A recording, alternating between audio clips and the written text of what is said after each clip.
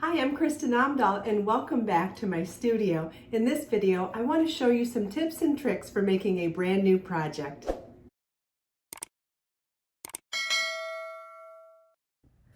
The Roxy is a gorgeous and super simple knit cowl pattern that features a fun technique for making your own custom gradient subtle color changing effect. The stitch pattern is simple to learn and works up fast with big knitting needles. It's also reversible. This makes a fantastic last-minute gift project. I made mine in one day. You will need 3 balls each of Be So Baby yarn in 2 different colors. I used colorways Bubblegum and Watermelon, and you'll also need a size 9mm set of knitting needles. You could do it in as small as 24-inch circulars, and in this video I'm going to show you how to make this cowl with the magic loop knitting in the round technique using a 40-inch circular. Let's get started. To make a gradient colorway using 2 different colors of yarn and 3 strands each, we start with 3 strands worked together in color A. Then we move on to this section which has 2 strands of color A and 1 strand of color B. Then we move on to this section that has 1 strand of color A and 2 strands of color B. And then we move on to the final color section, which is 3 strands of color B. To start by casting on, you will need to cast on 60 stitches for the cowl. I'll be casting on a smaller number of stitches to make a reduced size sample.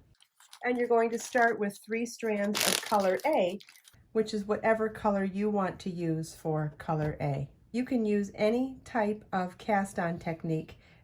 With 3 strands, I find it's easiest for me to cast on with knit cast on, but use any technique that you prefer. So I have 3 strands of color A that I'm going to hold together.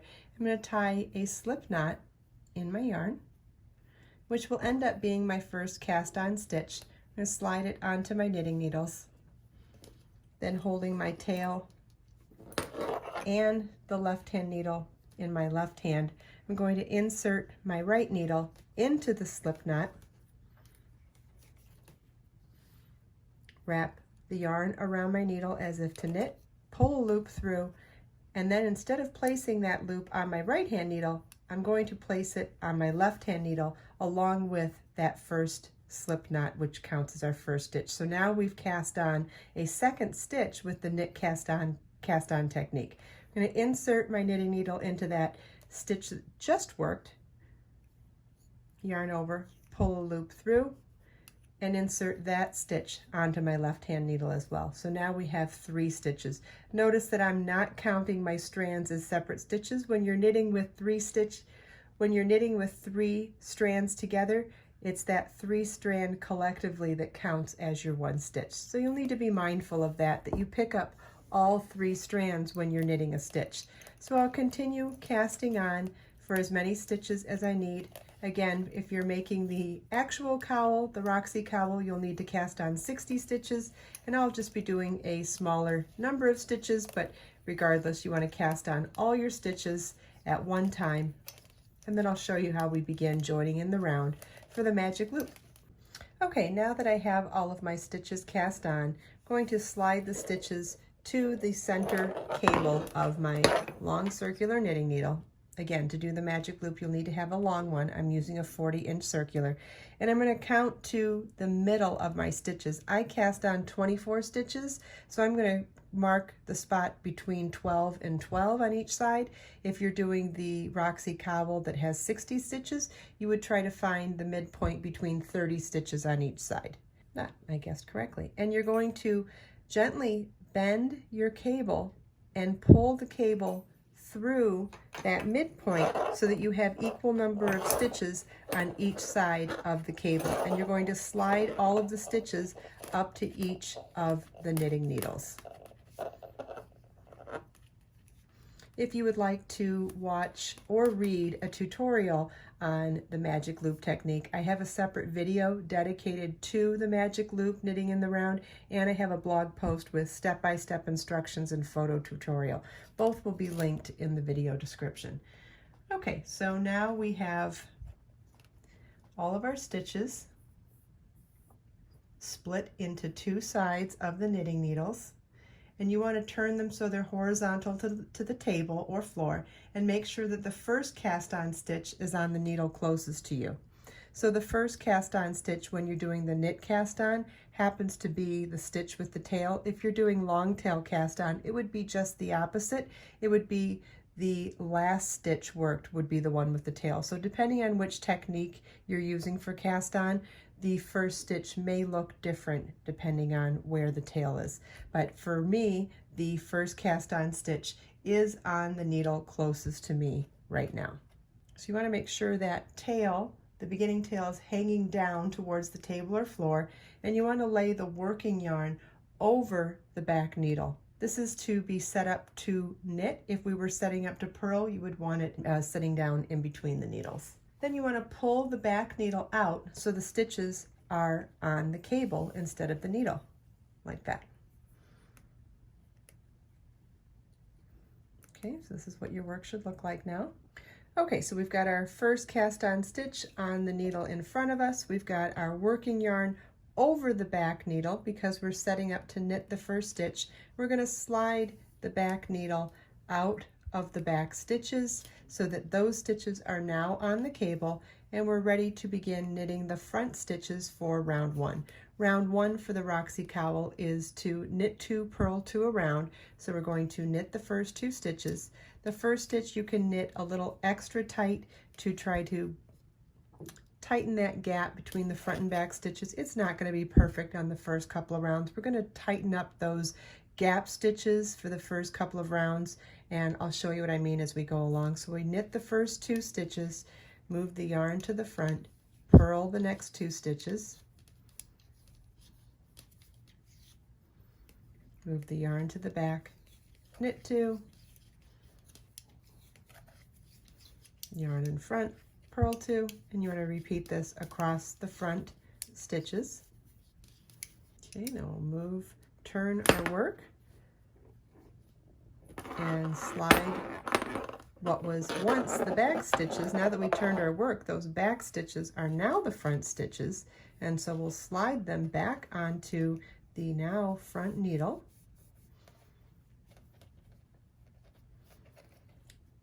Drape our working yarn over the back needle and slide the back needle out of the back stitches. Put those stitches on the cable, and now knit 2, purl 2 across the second half of the round. First stitch, we'll pull a little extra tight to try to break that gap, knit 2, purl 2, and you want to repeat this across the second half of the stitches, which will bring us to the beginning of our round. Okay, so now we're going to turn our work again.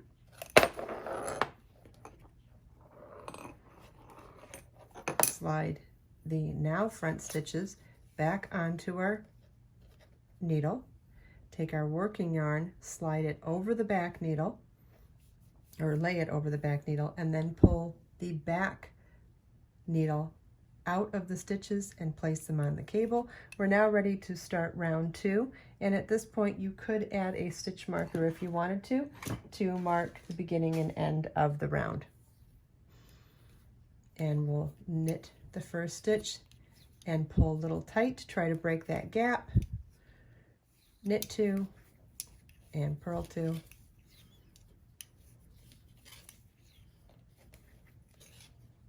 Okay. We'll turn our work now so that the front stitches are now the back stitches, and the once back stitches are now the front stitches, and we'll slide those stitches back onto the needle, which is now our front needle.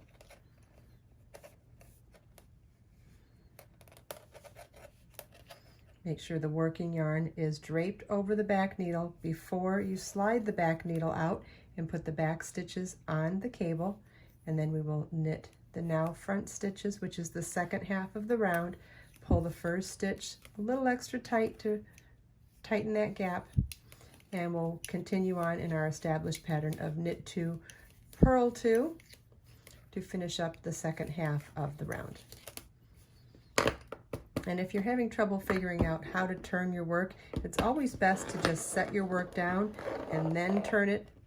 And that's how I find that it's easier to figure out which one's the front needle and which one's the back needle and all that stuff. So now we have our second round complete.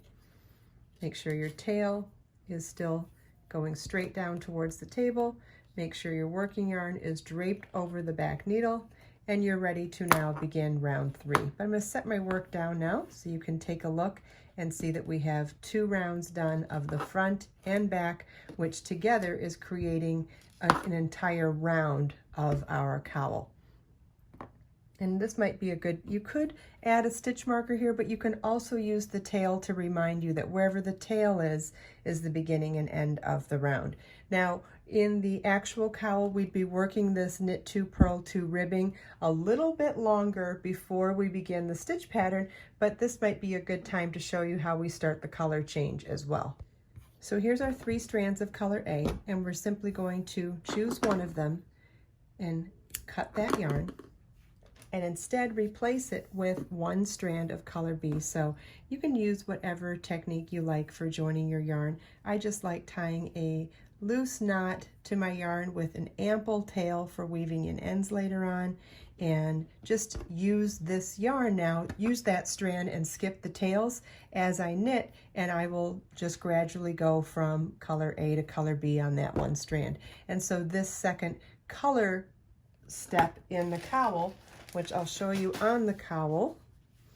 So here's where we did 3 strands of color A, and this is where we do 2 strands of color A and 1 strand of color B, and that's what we're going to begin now.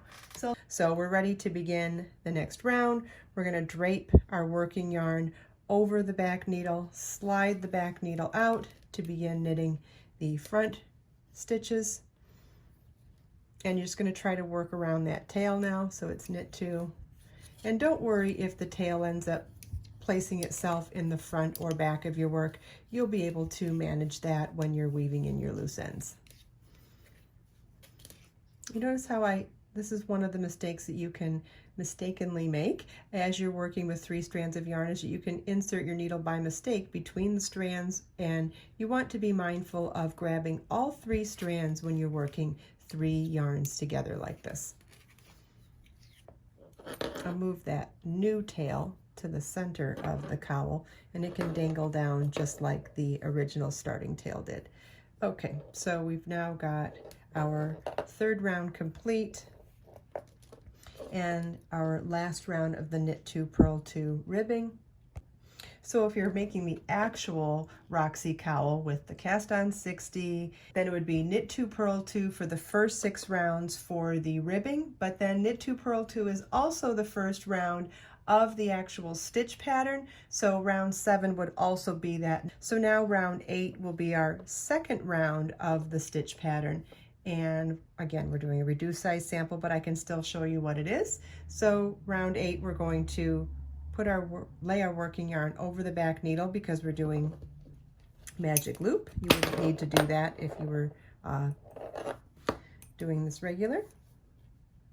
Slide our front stitches to the front needle, slide our back stitches off the back needle, and our repeat for round 8 is, actually, because round 8 starts the purl one, we don't put our working yarn over the back needle. We want our working yarn to be down between the stitches now. Now this would be, if you were working in the round without magic loop, this would just be moving your yarn to the front, but because it's magic loop, the position is down in between the needles. And so our first stitch is purl 1, then the asterisk is knit 2, purl 2, and you're going to repeat that around, end the row with knit 2, purl 1. So now we will knit 2, purl 2, and this may end up strange at the end of the first half of the stitches because of magic loop as well, so it'll depend on whether we're ending on knit or purl as to where to put our needle when we start the second half of the round as well. Okay, we're doing purl on the last stitch of the first half and the first stitch of the second half, so we will be placing our yarn down in between the needles again when we pick back up to do the second half of the round. So we'll slide our front stitches back on. Make sure our yarn is sitting down between the needles, slide our back stitches off the needle, and we're ready to do our second purl for the knit 2 purl of our repeat. And remember, we're doing this to the last 3 stitches. We're repeating knit 2 purl 2 to the last 3 stitches.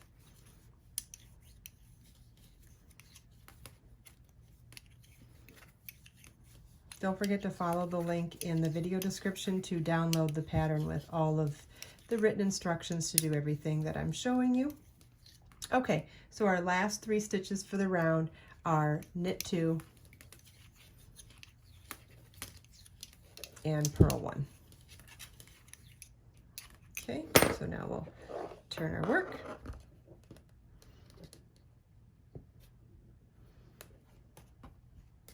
I like to place both sets of stitches back onto the needles before pulling the second half back off.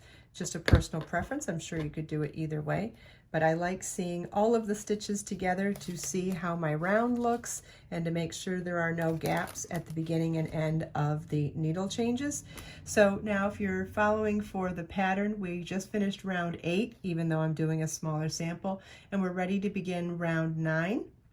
I'm also going to do another color change. So remember, on the finished cowl, we have 4 different color changes. It's 3 strands of color A, then 2 strands of A with 1 with B, then 1 with A with 2 with B, and then 3 strands of B. Well, we're now ready to do the 2 strands of B with 1 strand of A, and that would be this color section here. So we did 3 of A, 2 of A, 1 of B, and now we're ready to do 2 of B and 1 of A.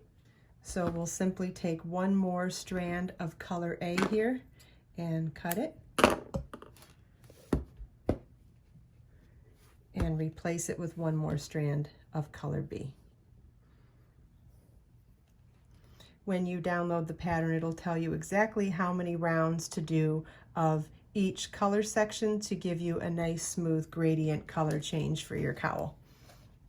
Okay, so round 9 is going to be purl 2, then asterisk, knit 2, purl 2, repeat from the asterisk around, and knit 2. So because we start this round with purl again, we want to make sure our yarn is facing down in between the needles before we slip the back stitches out of the needle and back onto the cable, and we're ready to begin round 9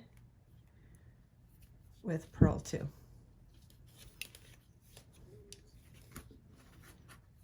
I'm just try to avoid that tail. If it ends up moving to the front or back of the work, it doesn't matter. We'll be able to weave them in later on.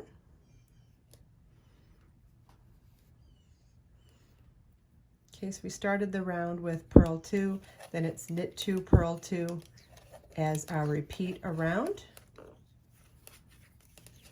to the last 2 stitches. Okay, so we're in the middle of a knit 2, purl 2 as we are in between our round. So when we set our work down now to turn and finish our round, we want to be mindful of where we put that knitting needle again, depending on where we're working the very next stitch. And because we're doing the very next stitch in purl on this particular round, you want the needle to be down in between, the yarn to be down in between the needles. So we've got the yarn down in between the needles. We can pull out the back needle to finish our round 9 with purl 2. And so the repeat is knit 2, purl 2 now across to the last 2. And on the last 2 stitches, the pattern says to knit 2. Okay, and that completes round 9 of our stitch pattern.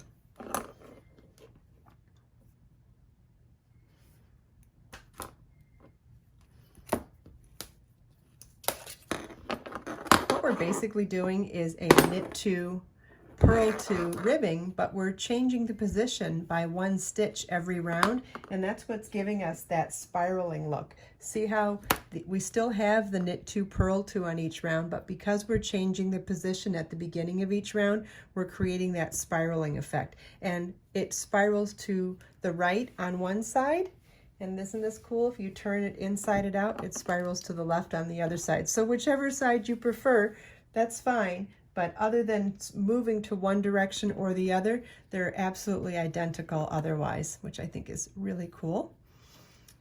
Okay, so now we're ready to begin round 10. And round 10 begins with a knit stitch. So we're going to lay our yarn over the back needle before sliding the back stitches off of the needle. And our round 10 begins with a knit 1.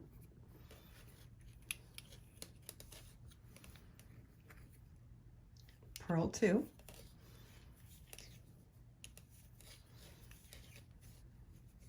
and then our repeat is knit 2, purl 2 across to the last stitch, and then knit the last stitch. You want to repeat rounds 7 through 10 for the desired length of your cowl, or refer back to the pattern to see how many times we repeat rounds 7 to 10 to make the Roxy knit cowl. And then after that, you'll also want to refer back to the knit 2, purl 2 ribbing to mirror the number of rounds we did for the ribbing at the beginning of the project. The pattern will also tell you how many rounds to do for each section of the gradient color work. I hope you enjoyed this video. If you have any questions at all, please feel welcome to leave them for me in the comments. And if you check out the video description, I've provided links for everything we talked about in this video. Let us make time to create, share, and inspire today and every day. I'll see you in the next video.